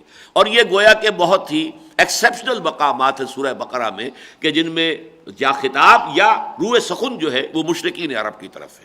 ورنہ سورۃ الامتین یا تو اس میں خطاب ہے بنی اسرائیل سے، سابقہ امت مسلمہ سے، اور یا موجودہ امت مسلمہ سے، امت محمد سے صلی اللہ علیہ وسلم. وَإِذَا قِيلَ لَهُمُ اتَّبِعُوا مَا أَنزَلَ اللَّهُ قَالُوا بَلْ نَتَّبِعُ مَا أَلْفَيْنَا عَلَيْهِ آبَاءَنَا أَوَلَوْ كَانَ آبَاؤُهُمْ لَا يَعْقِلُونَ شَيْئًا وَلَا يَهْتَدُونَ، تو خواہ ان کے آباء و اجداد نہ عقل رکھتے ہو اور نہ ہی انہیں ہدایت ملی ہو. یعنی یہ کہ ہو سکتا ہے کسی کے آباء و اجداد ہدایت یافتہ ہو، کیا کہنے، آپ ان کی پیروی کریں. نور علی نور. شاہ ولی اللہ کے بیٹے ہیں 4، احمد سرہندی رحمۃ اللہ علیہ کے 4 بیٹے ہیں، وہ اپنے والد کی پیروی کر رہے ہیں، وہ بھی اپنے امام وقت ہیں، اور یہ چاروں بھی ائمہ وقت ہیں. اسی طرح شاہ ولی اللہ کے 4 بیٹے، تو جن کو آباء و اجداد ایسے مل گئے وہ بڑے خوش قسمت ہیں. حضرت نوح کے 3 بیٹے، ایک بیٹا جو ہے وہ خراب ہوا اور وہ جو ان کی نگاہوں کے سامنے غرق ہوا. لیکن یہ کہ اگر والدین جو ہے وہ آباء و اجداد وہ ہدایت پر نہیں تھے، وہ انہوں نے عقل سے کام نہیں لیا، تو ان کی پیروی کرنا جو ہے یہ کس دلیل کی بنیاد پر ہوگا؟ وَمَثَلُ الَّذِينَ كَفَرُوا كَمَثَلِ الَّذِي يَنْعِقُ بِمَا لَا يَسْمَعُ إِلَّا دُعَاءً وَنِدَاءً صُمٌّ بُكْمٌ عُمْيٌ فَهُمْ لَا يَعْقِلُونَ. اس آیت پر خاصا ایک اشکال رہا ہے اس کی ترکیب، لیکن الحمدللہ کہ میں جب کل دیکھ رہا تھا اس کو تو یہ فرید وجدی نے جو اس کے حواشی لکھے قرآن مجید کے، یہ مصر میں 50 برس قبل یہ تفسیر شائع ہوئی ہے. پروفیسر یوسف سلیم چشتی صاحب کی تھی یہ کتاب جو انہوں نے مجھے عنایت کی تھی، اور اس میں انہوں نے انٹرلیفنگ کی ہوئی ہے، یہ درمیان میں ورق لگائے ہوئے اپنے مطالعے کے لیے کہ ساتھ ساتھ نوٹ بھی کرتے جائیں گے. 3 جلدوں میں. تو یہ ہے فرید وجدی کی، مصر سے مطبوعہ. تو اس میں انہوں نے بہت خوبصورت بات لکھی ہے. وَمَثَلُ الَّذِينَ كَفَرُوا هُنَا حذف مضاف وَالتَّقْدِيرُ وَمَثَلُ دَاعِ الَّذِينَ كَفَرُوا، یعنی یہاں ایک مضاف جو ہے الَّذِينَ كَفَرُوا سے پہلے مضاف جو ہے یہاں محذوف ہے، اور مضاف کیا ہے؟ داعی. مثال اس داعی کی جو ان کافروں کو بلا رہا ہے، یعنی ان کافروں کو جو دعوت دے رہا ہے. اور اس وقت داعی کون ہے؟ محمد الرسول اللہ صلی اللہ علیہ وسلم. یا آپ کے اتباع میں جو بھی آپ کے صحابہ ہیں جو دعوت کے اندر اس کام میں آپ کے ساتھ تعاون کر رہے ہیں، آپ کے دست و بازو ہیں، وہ جب ان کفار کو بلاتے ہیں اسلام کی طرف، اللہ کے دین کی طرف، اللہ کی شریعت کی طرف، تو ان داعیوں کی مثال اس شخص کی سی ہے کہ جو چیخ پکار کر رہا ہو ایسے جانوروں کے لیے کہ جو کچھ نہیں سنتے. مثل الذین کفروا یعنی مثل داعی الذین کفروا، ان کافروں کو حق کی طرف بلانے والے داعی کی مثال کیسے ہے؟ کمثل الذی ینعق بما لا یسمع الا دعاء ونداء، اس شخص کے مانند ہے کہ جو چوپایوں کو پکار رہا ہو، اور وہ چوپائے جو ہیں وہ صرف آواز تو سنتے ہیں کہ کوئی آواز آ رہی، کیا آواز ہے وہ تو نہیں جانتے کیا آواز ہے. وہ کچھ اشارے سے سمجھ لیتے ہیں کہ ہمارا جو مالک ہے یا ہمارا جو ریوڑ کا جو بھی انچارج ہے وہ ہمیں پکار رہا ہے، بلا رہا ہے، لیکن یہ کہ ان کے ظاہر بات ہے کہ ان کے اندر عقل نہیں ہے، فہم نہیں ہے، شعور نہیں ہے. صم بکم عمی فهم لا یعقلون. بالکل اسی طرح یہ کافر، یہ مشرک جو ہیں، یہ بھی بہرے ہو چکے ہیں، اندھے ہو چکے ہیں، گونگے ہو چکے ہیں، اور یہ عقل سے کام نہیں لیں گے. یہ گویا کہ چونکہ اب یہ دور ہے، مدنی دور ہے، اس دور کے تو شروع میں سورہ بقرہ میں کہہ دیا گیا ان الذین کفروا سواء علیہم انذرتہم ام لم تنذرہم لا یؤمنون ختم اللہ علی قلوبہم وعلی سمعہم وعلی ابصارہم غشاوہ ولہم عذاب عظیم. اب ان کے اوپر تو اتمام حجت ہو چکا ہے، اور اتمام حجت آخری درجے میں جو ہے اہل مکہ پر ہو چکا. اب جو لوگ اڑے رہ گئے ہیں کفر کے اوپر، ظاہر بات ہے کہ اے نبی آپ چاہے کتنا ہی انہیں دعوت دیں اور کتنا ہی انذار فرمائیں، اب یہ ایمان لانے والے نہیں ہیں. ان کے دلوں پر اور ان کے کانوں پر مہریں لگ چکی ہیں، اور ان کی آنکھوں کے آگے پردے پڑ چکے ہیں. تو بالکل وہی بات یہ ہے، صم بکم عمی فهم لا یرجعون. اور یہ سورہ بقرہ کے دوسرے رکوع میں بھی یہ الفاظ آئے، صم بکم عمی فهم لا یرجعون ہے وہاں، اور یہاں لا یعقلون. یہ لوگ اب عقل سے کام نہیں لے سکتے. تو یہاں تک یہ سارا ذکر جو ہو رہا ہے، یہ در حقیقت روح سخن ہے ان مشرکین مکہ کی طرف کہ جن کے ہاں یہ سارے اعتقادات بنے ہوئے تھے. لیکن اب ذرا روح سخن بلکہ خطاب ہو رہا مسلمانوں سے. جو میں نے عرض کیا کہ مسلمانوں کے اندر بھی وہ اپنے آبائی جو بھی ایک عقائد تھے، جو بھی ان کے معمولات تھے، کچھ تھوڑا تھوڑا اثر ان کی نفسیات میں تحت الشعور میں بیٹھا ہوا تھا، اور اس کی دلیل میں بیان کر چکا ہوں. آخر فرض تو نہیں ہے بھائی، کہاں فرض ہے کہ ضرور ہم اس کا گوشت کھائیں؟ ٹھیک ہے، اب ٹھیک ہے، فرض نہیں ہے. فرض کیجئے کہ کوئی شخص اپنے اوپر کسی مباح چیز کو حرام کر لیتا ہے. حضور کو تو روک دیا گیا کہ آپ ایسا نہ کریں، ہرگز نہ کریں، اس لیے کہ ایسا ہی معاملہ حضرت یعقوب نے کیا تھا. انہوں نے اپنے اوپر اونٹ کا گوشت حرام کر لیا تھا، طبعاً ان کو پسند نہیں تھا. تو ان کے پیروکاروں نے یہ سمجھا کہ یہ ہے ہی حرام، اور اعتراض کیا خود حضور پر بھی صلی اللہ علیہ وسلم کہ یہ تو اونٹ کا گوشت تو ہمیشہ سے حرام چلا آ رہا ہے ہماری شریعت میں، آپ نے کیسے حلال کر دیا؟ تو فرمایا کہ یہ تو اصل میں الا ما حرم اسرائیل علی نفسہ من قبل ان تنزل التوراۃ، تورات کے نزول سے پہلے اسرائیل نے، حضرت یعقوب نے اپنے اوپر حرام کر لیا تھا. اس طرح حضور سے کہا گیا لما تحرم ما احل اللہ لک تبتغی مرضات ازواجک، اے نبی کیوں آپ اپنے اوپر حرام کر رہے ہیں وہ شے جو اللہ نے آپ کے لیے حلال ٹھہرائی، اپنی بیویوں کی رضا جوئی کے لیے، ان کی دل جوئی کے لیے. تو لیکن یہ کہ عام آدمی اگر کرے، فرض کیجئے کہ کسی خاص سبزی سے کسی کو نفرت ہے، نہیں کھاتا، نہ کھائے، کوئی فرض تو نہیں. بعض لوگوں کی چڑ ہوتی ہے بیگن کا ان کے سامنے ذکر کر دیا جائے تو لڑنے مرنے پر اتر آتے ہیں. تو اب وہ بیگن کھائیں گے کیا جو اس کا نام نہ سن سکے؟ لیکن یہ کہ یہ چیزیں عام افراد کے لیے، عوام کے لیے ان کی کوئی اہمیت نہیں ہے. لیکن یہ جو مسئلہ تھا یہ اس وجہ سے تھا کہ وہ جو مشرکانہ شریعت چلی آ رہی تھی آباء و اجداد سے، یہ در حقیقت اس کے ریزیڈیول ایفیکٹس ہیں ابھی تک کہ جو تمہارے اندر باقی ہیں. لہذا اب خطاب ہوا یا ایھا الذین آمنوا کلوا من طیبات ما رزقناکم. دیکھیے اسی طرح انداز شروع ہوا سورہ انعام کی آیت کا، بالکل یہی، اہل ایمان کھاؤ ان چیزوں میں سے جو پاک ہیں جو ہم نے تمہیں عطا کی ہیں، واشکروا للہ، اور اللہ کا شکر ادا کرو، ان کنتم ایاہ تعبدون، اگر تم واقعتاً صرف اسی کی بندگی کرتے ہو. یہاں وہ دل کا چور جو ہے اس کی طرف اشارہ کر دیا ہے. اگر تم کہہ تو رہے ہو لا الہ الا اللہ اور ایاک نعبد و ایاک نستعین، ان کنتم ایاہ تعبدون، اگر واقعتاً تم نے اپنے لیے طے کر لیا ہے کہ صرف اس کی بندگی کرنی ہے، تو پھر یہ چیزیں جو ہیں ان کو ہانٹ نہیں کرنا چاہیے. اب تمہارے ذہنوں میں آئیں یہ چیزیں اور تمہیں پریشان کریں اور تمہیں تشویش کے اندر مبتلا کر دیں، اس کا مطلب یہ ہے کہ کہیں کوئی گڑبڑ ہے، ابھی وہ صفائی ہوئی نہیں ہے، ابھی وہ چیزیں جو ہیں آباء و اجداد کے جو اثرات ہیں وہ ابھی دلوں سے پوری طریقے سے محو نہیں ہوئے ہیں. ان کنتم ایاہ تعبدون، ایا یہاں پر جو ہے وہ حصر کے لیے آ رہا ہے، ایاک نعبد، ہم صرف تیری ہی بندگی کرتے ہیں اور کریں گے، وایاک نستعین، اور صرف تجھ ہی سے مدد مانگتے ہیں اور مانگیں گے. تو یہاں پر بھی ان کنتم ایاہ تعبدون، اگر تم صرف اسی کی جو ہے عبادت کرتے ہو تو پھر کھاؤ.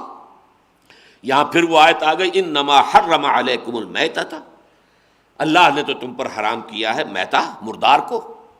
اور پھر آپ دیکھیں گے سورہ مائدہ میں چونکہ تکمیلی شکل ہے، پھر اس میں مردار کی مزید تشریح بھی آئی ہے. منخنقہ ہو، کوئی وہ جانور ہو کہ جو اوپر سے متردیہ ہو، نتیحہ ہو، کسی جانور کو دوسرے جانور نے سینگ مارا اور وہ مر گیا، کوئی جانور کسی گڑھے میں گر گیا اور مر گیا، اسی طریقے سے کسی جانور کی گردن جو ہے جس رسی سے آپ نے باندھا ہوا ہے، جو چین ہے، کہیں اس میں ادھر ادھر آتے ہوئے اس کی گردن پھنس گئی، اور جتنا اس نے کوشش کیا چھٹنے کی اتنی ہی وہ پھانسی اس نے خود ہی لے لی گویا کہ۔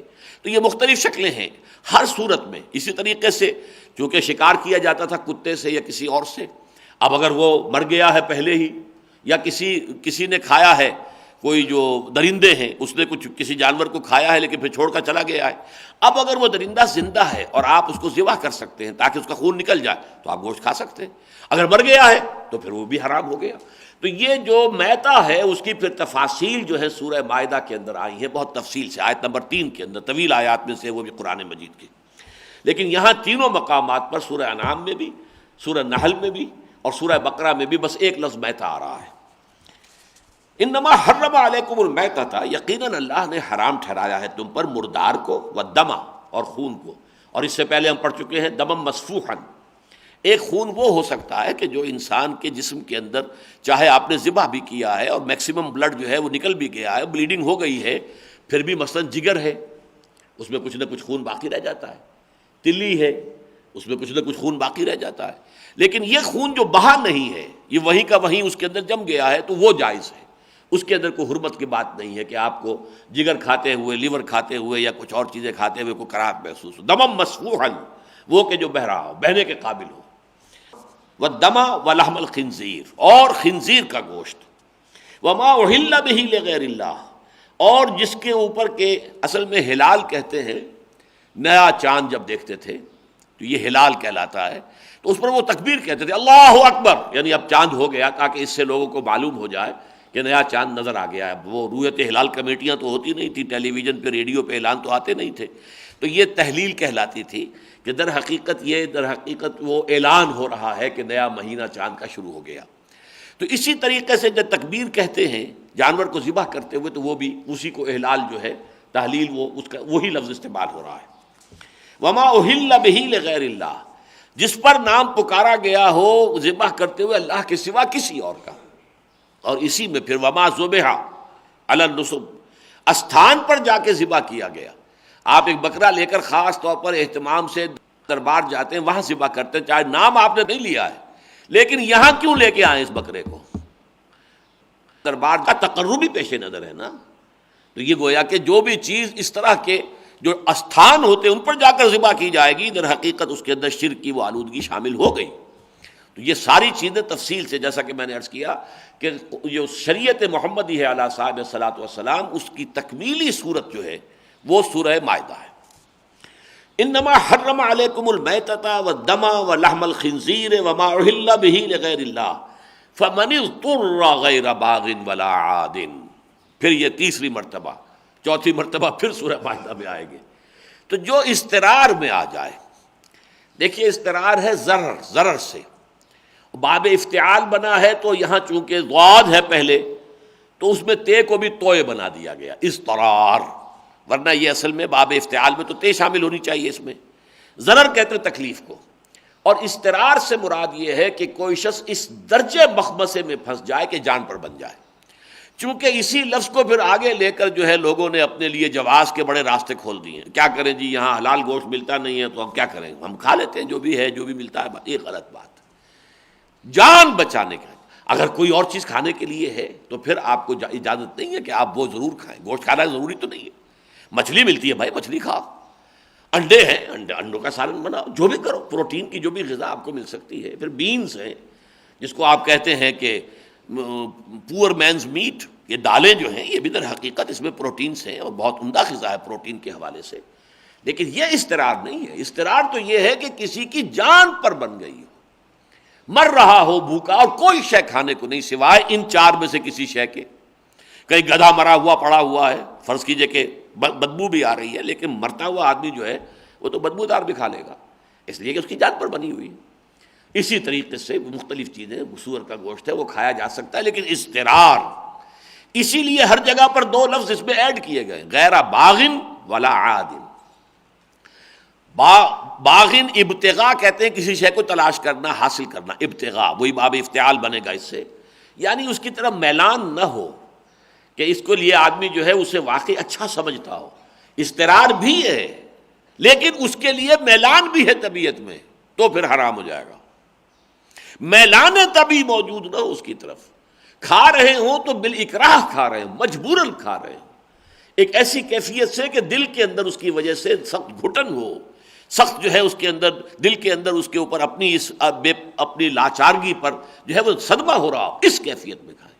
غیر باغن ولا عادن، عادن حد سے بڑھ جانا، یعنی جو منیمم کوانٹٹی لازمی ہے جان بچانے کے لیے. یہ نہیں کہ خوب پیٹ بھرو اور ذرا سیر ہو کے کھاؤ تاکہ پھر یہ کہ یہ جو ہے اچھی طریقے سے اپنی تسکین کرو، نہیں، جتنا جان بچانے کے لیے. فمن اضطر غیر باغ ولا عاد فلا اثم علیہ، اس پر کوئی گناہ نہیں ہے. وہ ان چار چیزوں میں سے بھی کوئی چیز اگر کھا کر اگر وہ اپنی جان بچا سکتا ہے، چاہے وہ خنزیر کا گوشت ہو اور چاہے وہ کوئی خون ہو کہیں جمع ہوا، آخر اس میں بھی پروٹینز ہیں، اس کے اندر بھی غذائیت ہوتی ہے، یا کہیں پر جو ہے وہ کوئی مردار ہو جانور، وہ کھا کے آپ اپنی جان بچا سکتے ہیں.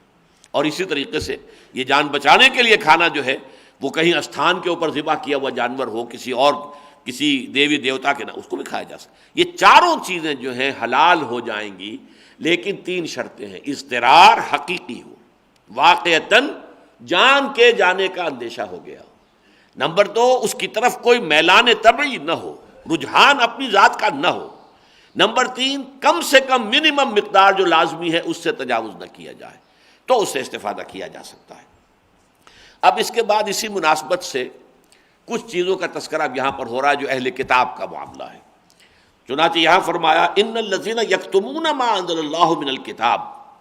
چنانچہ یوں سمجھیے کہ یہ جو پہلا حصہ اول تھا اس کے آخر میں آ کر یہ مضمون بڑی تفصیل سے آ چکا ہے، لیکن یہ بھی چونکہ ظاہر بات ہے کہ ابھی تو جو یہود تھے مدینے کے، ان سے ابتدائی جو گفتگو ہو رہی تھی براہ راست، انڈائریکٹلی تو مکی جو آخری زمانے کی مکی صورتیں ان کے اندر یہ مسائل آ گئے، اور ان کو یعنی بالواسطہ خطاب بھی آ گیا. حضرت موسیٰ علیہ السلام کے حالات کس قدر تفصیل سے سورہ اعراف میں آ چکے ہیں، وہ ساری چیزیں جو ہے وہ بہت، لیکن وہاں بالواسطہ تھا معاملہ، ابھی بلا واسطہ براہ راست خطاب جو ہے یہود کے ساتھ نہیں تھا. براہ راست خطاب ہوا جب آپ مدینہ تشریف لے آئے، اور مدینہ تشریف آوری کے بعد پہلی صورت یہی ہے جو تھوڑا تھوڑا حصہ کر کے نازل ہوئی ہے.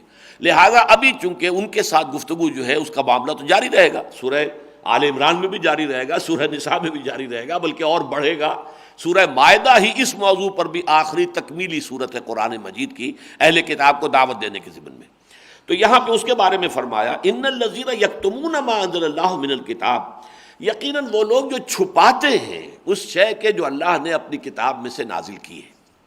ان کے پاس تورات تھی، جانتے تھے اس میں کیا ہے، اس میں پیشین گوئیاں تھیں محمد الرسول اللہ صلی اللہ علیہ وسلم کی، جس کے بنا پر وہ منتظر تھے کہ نبی آخر الزمان کا وقت آ گیا ہے ان کے ظہور کا، جس کے بنا پر بحیرہ راہب نے پہچانا ہے حضور کو، جس کے بنا پر کہ اس راہب نے جس کے پاس حضرت سلمان فارسی زیر تربیت تھے، اس نے کہا تھا کہ میرا علم بتا رہا ہے کہ جنوب کی طرف کھجوروں کی سرزمین میں اب آخری نبی کی ظہور کا وقت آ گیا ہے. گو اینڈ ٹرائی یور لک، دیکھو شاید تمہاری طلب صادق جو ہے تمہیں ان کے قدموں تک پہنچا دے.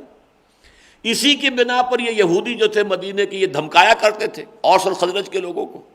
جیسے ہمارے ہاں دیہات وغیرہ میں کئی بنیے ہوتے تو ظاہر بات ہے کہ چاہے پیسہ ان کے پاس ہوتا تھا، چاہے حویلی ان کی پکی ہوتی تھی، باقی لوگوں کے گھر کچے ہوتے تھے، لیکن عزت نام کی کوئی شے تو ان کے پاس نہیں ہوتی تھی. لوگ عام جو ہے ان کو دبا لیتے تھے، ڈانٹ دیتے تھے، مار لیتے تھے. تو پھر وہ اسی طریقے سے یہودیوں کا معاملہ تھا، ان کے اندر بزدلی تھی بہت زیادہ. لیکن یہ کہ اگر کہیں کوئی جھگڑا ہو جاتا تھا اوس اور خزرج میں سے کسی قبیلے سے اور وہ مار کھاتے تھے تو پھر کہتے تھے دیکھو ابھی تو تم ہمیں مار لیتے ہو اور ہمیں شکست دے لیتے ہو، ٹھیک ہے جو کچھ تم کر رہے ہو کر لو، لیکن اب نبی آخر الزماں کے ظہور کا وقت آ گیا ہے، جب اس کے ساتھ ہو کر ہم تم سے جنگ کریں گے تو تم ہمیں شکست نہیں دے سکو گے. یہ تھی وہ خبر کہ جو اوس اور خزرج کے کانوں میں پڑی ہوئی تھی یہودیوں کی وجہ سے. لیکن ان کی بدبختی کہ انتظار میں ہونے کے باوجود، جیسے کہ ایک بڑی عمدہ جو ہے تمثیل آئی ہے تورات میں کہ ایک دلہن جو ہے وہ ساری رات جو ہے اپنے دولہا کا انتظار کرتی رہی، لیکن جب دولہا کے آنے کا وقت آیا تو سو گئی. وہ دولہا جو ہے محمد الرسول اللہ صلی اللہ علیہ وسلم تشریف لائے ہیں تو یہ سو گئے، ان کی آنکھیں اندھی ہو گئیں، ان کے دل جو ہے اوندھے کر دیے گئے. وَنُقَلِّبُ أَفْئِدَتَهُمْ وَأَبْصَارَهُمْ كَمَا لَمْ يُؤْمِنُوا بِهِ أَوَّلَ مَرَّةٍ، دل اوندھے ہو گئے، آنکھیں اندھی ہو گئیں. لیکن یہ کہ اسی کی وجہ سے یہ خزرج کے 6 آدمی ایمان لائے ہیں حضور نے، جبکہ جس سال آپ گئے تھے طائف اور وہاں سے مایوس ہو کر اور ناکام بظاہر ہو کر لوٹے ہیں، اسی سال کے موسم حج میں یہ ٹرن ہو گیا ہے، حالات کے اندر یہ ایک تبدیلی آئی ہے کہ حضور جو ہے وہ اپنے معمول کے گشت پر تھے حج کے دوران، تو یہ عقبہ کی ایک وادی جو اب ختم ہو چکی ہے، میں ویسے اس کو دیکھ چکا ہوں، اپنے بعض ساتھیوں کو میں نے وہاں پہنچایا بھی ہے، وہاں ایک مسجد بھی ترکوں کے زمانے کی چھوٹی سی بنی ہوئی تھی، جب پہلی مرتبہ میں وہاں گیا ہوں تو وہاں بہت گند تھا اندر اور کتے بھی تھے، اور سعودی جو ہیں یہ ان پرانی جو ہیں یادگاروں کو وہ کچھ اپنا ان کا ایک ذہن ہے کہ اس کی وجہ سے لوگوں میں مشرکانہ قسم کے خیالات پیدا ہو جاتے ہیں، تو انہوں نے یہ نشانات مٹائے ہیں بڑی بے دردی کے ساتھ۔ ترکوں نے وہ نشانات جو ہیں قائم رکھے ہوئے تھے، تو پتہ نہیں کیسے وہ مسجد ابھی سعودیوں کی دستبرد سے بچی ہوئی تھی، البتہ یہ کہ اس کے اندر گند تھا۔ لیکن میں وہاں گیا، میں نے تلاش کیا تھا اس لیے کہ میں نے پڑھا تھا سیرت سید احمد شہید بریلوی رحمۃ اللہ علیہ میں، کہ جب وہ گئے تھے اپنے قافلے کو لے کر حج پر، تو وہاں انہوں نے اپنے ساتھیوں کو لے جا کر عقبہ میں اسی مقام پر ان سے بیعت کی تجدید کی تھی جہاں پر کہ حضور نے پہلے سال تو صرف یہاں 6 آدمی ایمان لائے، کوئی بیعت نہیں ہوئی، اگلے سال وہ 12 تھے تو بیعت عقبہ اولا حضور نے اسی مقام پر لی، طے ہو گیا تھا اگلے سال اسی جگہ پر ملاقات ہوگی۔ یہ جو شیاطین کہلاتے ہیں 3 شیطان، ان شیطانوں کی جو وادی ہے یہ وادی منا، یہ وہاں پتلی ہے وادی بالکل جہاں یہ شیطان لگے ہوئے ہیں جن پر پتھر مارے جاتے ہیں، تو اس کے بائیں طرف جب ہم جاتے ہیں عرفات کی طرف منا سے، تو بائیں طرف سمجھیے، بائیں طرف ایک پہاڑ تھا، پہاڑ کے پیچھے یہ چھوٹی سی پتلی سی وادی تھی، اس وادی میں یہ 6 افراد مل گئے حضور کو اور وہاں پہ وہ ایمان لے آئے۔ جب حضور نے دعوت پیش کی، انہوں نے ایک دوسرے کو کرنکھیوں سے دیکھا کہ معلوم ہوتا یہی وہ ہیں جن کے کا ڈراوا ہمیں دیتے ہیں یہودی، تو اس سے پہلے کہ وہ ان پر ایمان لائے تم ایمان لے آؤ، وہ ایمان لے آئے، تو ان کا دیا ہوا علم جو ہے وہ ان کے لیے ذریعہ بن گیا ہدایت کا۔ اگلے سال پھر طے ہوا تھا کہ یہیں اسی جگہ پر ملاقات ہوگی، تو وہ 12 افراد تھے، پھر حضور نے بیعت لی، بیعت عقبہ اولا۔ پھر انہوں نے کہا کہ اب ہماری آپ سے ملاقات تو اب ہوگی 1 سال بعد، تو ہمیں کوئی اپنے شاگرد دیجئے جو ہمیں قرآن پڑھائیں، وہاں پر بھی دعوت ہو قرآن مجید کی۔ تو پھر یہ کہ مصعب بن عمیر رضی اللہ تعالی عنہ، اور کچھ دنوں کے بعد پھر حضور نے ان کی مدد کے لیے، ان کی تائید کے لیے، نصرت کے لیے نابینا صحابی عبداللہ ابن ام مکتوم رضی اللہ تعالی ان کو بھیج دیا۔ ان 2 کی دعوت و تبلیغ اور تعلیم قرآنی کا نتیجہ یہ نکلا کہ اگلے سال جو ہیں وہ 72 مرد 3 عورتیں یہ قافلہ بن کر آ گئے، اسی مقام پر بیعت عقبہ ثانیہ ہوئی، اور وہی در حقیقت پھر تمہید بن گئی ہے ہجرت کی، مدینے کی طرف کھڑکی کھل گئی اور وہاں جو ہے حضور کی آمد کا انتظار ہو رہا ہے۔ تو میں نے بھی اصل میں چونکہ یہ سیرت سید احمد شہید میں پڑھا تھا کہ انہوں نے اہتمام کر کے اس جگہ کو تلاش کیا تھا، اور یقیناً یہ مسجد اس وقت ہوگی، یہ وہ زمانہ تو ترکوں کا زمانہ تھا، تو وہاں پر انہوں نے جا کر پھر اپنے ساتھیوں سے دوبارہ بیعت لی تھی، حضور کی اس سنت کی گویا کہ پیروی کرتے ہوئے کہ حضور نے اس مقام پر بیعت عقبہ اولا، بیعت عقبہ ثانیہ لی تھی۔ تو وہ بیعت عقبہ جو ہے، اب وہاں پر مسجد تو ابھی تک تو تھی جب تک میں نے دیکھا ہے 95 تک، لیکن درمیان کا پہاڑ جو ہے وہ کٹ چکا ہے، اس کو بالکل کھود دیا گیا، تو اب گویا کہ وہ عقبہ نہیں رہی، وہ جگہ جو ہے وہ منا ہی میں شامل ہو گئی ہے، ویلی آف منا جو ہے، وادی منا وہی چوڑی ہو گئی ہے، اس لیے کہ جو پہاڑ جو ہے اس کو جدا کر رہا تھا وادی منا سے، تو وادی عقبہ علیحدہ ہو گئی تھی، وادی منا علیحدہ، اس لیے کہ درمیان میں ایک پہاڑ تھا، وہ پہاڑ انہوں نے کھود دیا، ختم کر دیا، تو اب وہ وادی منا ہی کا ایک حصہ ہے۔ تو ان الذین یکتمون ما انزل اللہ من الکتاب ویشترون بہ ثمنا قلیلا، بے شک وہ لوگ کہ جو چھپاتے ہیں ان چیزوں کو کہ جو اللہ نے نازل فرمائی ہے کتاب میں سے، ویشترون بہ ثمنا قلیلا، اور وہ خریدتے ہیں اس کے عوض حقیر قیمت۔ یہ جو اشترا یشتری باع یبیع، یہ عربی زبان میں جو آتا ہے، باع بیچا، ابتاع خریدا، شرا بیچنا، اشترا خریدنا، تو یہ اصل میں آتا ہے ایکسچینج کے لیے، کوئی شے دے کر کوئی شے لے لینا، اس لیے کہ کرنسی، بہرحال جب قرآن نازل ہوا یقیناً کرنسی کا وجود تھا، درہم و دینار تھے، لیکن اس سے کچھ عرصے پہلے تک دنیا میں کرنسی نہیں تھی، جو بھی لین دین تھا وہ بارٹر پہ ہوتا تھا۔ کوئی کھیت میں کام کر رہا ہے، اس نے گندم اگائی ہے، کوئی شخص بیٹھا ہوا کرگے کے اوپر جو ہے وہ کپڑا بن رہا ہے، کھدر بن رہا ہے، تو اب یہ آپس میں ایکسچینج کرتے تھے، اسے کھدر کی ضرورت ہے، اسے گندم چاہیے، وہ گندم دے دی، کھدر لے لی، یا کھدر دے دی، گندم لے لی۔ اب کس کو قیمت کہیں، کس کو مال کہیں؟ گندم قیمت ہے، تو وہ کھدر مال ہے، اور کھدر قیمت ہے تو گندم مال ہے. تو یہ در حقیقت مبادلہ تھا. تو اسی طریقے سے کسی شے کو دے کر کوئی شے لے لینا، اس کو قرآن مجید شرع اشترا سے لیتا ہے. یقیناً وہ لوگ کہ جو چاہتے ہیں وہ لے رہے ہیں، یشترون بہ ثمنا قلیلا، یعنی اس اخفاء کے عوض اللہ کی ان آیات کو چھپا کر انہوں نے جو چیز حاصل کی ہے وہ کیا ہے؟ وہ دنیا کی زندگی میں ان کی چودراہٹ ہے. بس ظاہر بات ہے وہ بڑے جبوں اباؤں اور قباؤں والے لوگ تھے، ان کی حیثیت تھی، عالم تھے، مفتی تھے، احبار تھے، رہبان تھے، ان کے ہاتھ چومے جاتے تھے، ان سے لوگ فتوے پوچھتے تھے، تو ان کی حیثیت تھی نا، دینی ایک سیادت کا مقام. اب اگر وہ مان لیتے محمد رسول اللہ صلی اللہ علیہ وسلم کو اور جو بھی ان کے پاس تھا، جیسا کہ سورہ بقرہ میں پہلا جب پارہ ختم ہوتا ہے وَمَنْ أَظْلَمُ مِمَّنْ كَتَمَ شَهَادَةً عِنْدَهُ مِنَ اللَّهِ، اس شخص سے بڑھ کر ظالم کون ہوگا جس کے پاس اللہ کی طرف سے گواہی ہو اور وہ اسے چھپا لے. تو ان بدبختوں نے وہ گواہی چھپائی اور انکار کیا حضور کا صلی اللہ علیہ وسلم. کیوں؟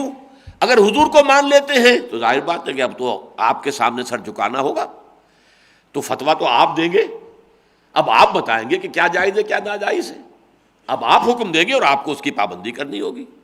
وہی امیر جماعت بھی ہیں، وہی سپہ سالار بھی ہیں، وہی قاضی القضات بھی ہیں، وہی اللہ کے نبی بھی ہیں، رسول بھی ہیں. تو یہ صرف بات کہ میں ان سے کمتر کیسے ہو جاؤں، 4 مقامات پر قرآن مجید نے اس کا سبب بیان کیا تفرقے کا. بغیم بینہم، ضدم ضدہ، بالا دستی، دی ارج ٹو ڈومینیٹ. میں کیوں نہ ڈومینیٹ کروں، میں اس کے تابع کیوں ہو جاؤں، یہ اوپر کیوں ہو میں نیچے کیوں ہوں. یہ ہے شے. تو وہی شے ہے یشترون بہ ثمنا قلیلا، حقیر قیمت. اس لیے کہ یہ چودراہٹ، یہ تمہاری مسندیں، یہ تمہاری مذہبی جاگیریں، یہ سب یہیں رہ جائیں گی. تمہیں بلاوا ہو سکتا ہے آج ہی آ جائے، کل آ جائے، پرسوں آ جائے، کوئی شے تمہارے ساتھ جانے والی نہیں ہے. قلیل ہے متاع دنیا، قلیل. دنیا کی یہ زندگی جو ہے بہت ہی قلیل کی حیثیت میں ہے، کوئی اس کا کوئی حیثیت نہیں اس کی. اولئک ما یاکلون فی بطونہم الا النار، یہ وہ لوگ ہیں کہ جو نہیں بھر رہے، نہیں کھا رہے اپنے پیٹوں میں، یعنی نہیں بھر رہے اپنے پیٹوں میں مگر آگ، انگارے کھا رہے ہیں. یہ انگارہ اس وقت ظاہر نہیں ہو رہا، یہ انسولیٹڈ ہے، اوپر اس کے انسولیشن آئی ہوئی ہے. جیسے کڑوی گولی کے اوپر شوگر کوٹنگ ہوتی ہے، حلق سے اترتے ہوئے پتہ نہیں چلتا کہ وہ کڑوی ہے، وہ تو جو بھی ہے اس کا وہ بیدے میں جا کے پتہ چلتا ہے. اسی طرح یہ انسولیٹڈ انگارے ہیں جو کھا رہے ہیں. یہ دین فروشی. میرے نزدیک تو آپ کو سے بہت سے حضرات کو تو علم میں ہوگا کہ سورہ توبہ کی جو آیت کنز ہے، جس کی وجہ سے حضرت ابو ذر غفاری رضی اللہ تعالیٰ عنہ کو مغالطہ بھی ہو گیا، ان کے اپنے زہد کا جو غلبہ تھا ان پر، یہ غلبہ حال کی کیفیت تھی. لیکن اس کی در حقیقت میرے نزدیک جو توجیہ ہے وہ یہ ہے کہ وہ لوگ جو دینی منصب پر فائز ہوں اور وہ دولت جمع کریں. ایک آدمی کاروبار کر رہا ہے، اس کا ٹیکسٹائل مل ہے یا اس نے کوئی دکان بنائی ہوئی ہے، کوئی اور محنت کر رہا ہے، کوئی ڈاکٹر ہے، وہ اگر کوئی دولت اپنے پاس جمع کر رہا ہے وہ اور شے ہے. ایک وہ شخص ہے جو دینی خدمت میں بظاہر لگا ہوا اور دولت جمع کر رہا ہے.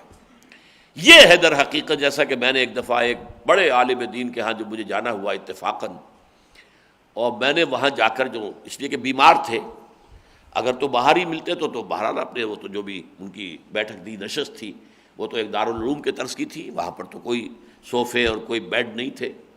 لیکن بیمار تھے تو مجھے اندر ہی بلا لیا. تو میں وہاں گیا تو میں نے دیکھا کہ وہاں جو فرنیچر تھا اور جو قالین تھے اور وہیں پر کچھ الماریوں میں جس قسم کی کراکری لگی ہوئی تھی، تو میرے بڑے بھائی اس وقت بھی، آج تو خیر وہ بہت دنیاوی اعتبار سے یعنی دولت وغیرہ اور جو بھی ہے اس میں بہت آگے ہیں، اس وقت بھی بہت کافی تھے.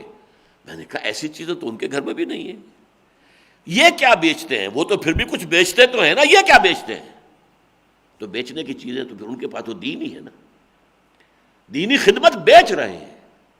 اس کے عوض تو جب میرا کتاب چاہے حساب کم و بیش، اس کے شروع میں میں نے مقدمہ یہی لگایا ہے کہ قرآن مجید میں 8 مقامات پر آیا ہے کہ اس پر کوئی اجرت یا اجر لینا ہرگز جائز نہیں.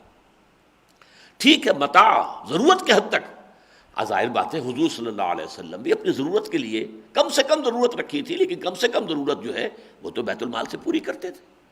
اس لیے کہ جو خمس آتا تھا اس میں آپ کے قرابت داروں کے لیے، آپ کے لیے، آپ کا حصہ تھا، آپ کا حق تھا، وہ کرتے تھے، لیکن کوئی جائیداد چھوڑ کر نہیں گئے، بلکہ وہ باغ بھی اگر تھا تو وہ باغ بھی صدقہ، جو فدق کا باغ کہلاتا ہے، جس پر کہ حضرت فاطمہ رضی اللہ تعالی عنہ کو کچھ شکر رنجی بھی رہی، کچھ ناراض بھی رہی، ان کے علم میں نہیں تھی یہ حدیث حضور کی، لیکن یہ ہے کہ انہوں نے سمجھا میرے والد کی یہ میراث ہے، وراثت ہے، مجھے ملنی چاہیے، باغ فدق۔ حضرت ابوبکر نے فرمایا کہ حضور نے تو مجھ سے کہا تھا، میں خود اس کا راوی ہوں، کہ نحن معاشر الانبیاء لا نرث ولا نورث ما ترکناہ صدقہ، ہم جو ہے نبی جو ہوتے ہیں ہمیں نہ کوئی ترکہ ملتا ہے والدین سے، اور نہ ہمارا کوئی ترکہ ہماری اولاد کو منتقل ہوتا ہے، ہم جو چھوڑ دیں تو وہ صدقہ ہوتا ہے، تو یہ صدقہ ہے۔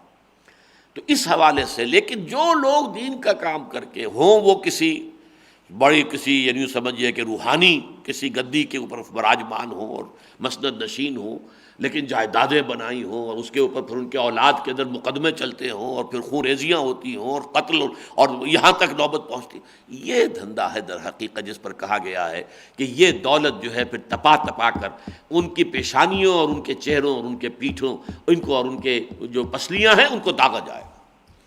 یہ اصل میں ان کا مسئلہ ہوتا ہے کہ جنہوں نے دینی بظاہر خدمت کی ہے لیکن دولت جمع کی ہے، اور دولت بنا کر اپنے ورثاء کے لیے چھوڑ کر گئے۔